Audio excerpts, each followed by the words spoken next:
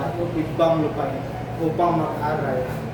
Akala ko'y pagbalik ko lang sa aking bayan, makita ko ang pag-unlad at pag-asa para sa aking mga kababayan.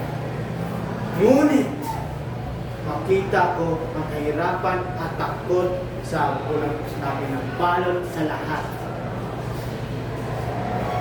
Dahil kaya dito, nais kong magtayo ng paaralan. Isang lugar kung saan ang mga kabataan ay matutong mag-isip at magkaroon ng kinabukasan. Dahil ang kinabataan ay ang pag-asa ng ating bayan.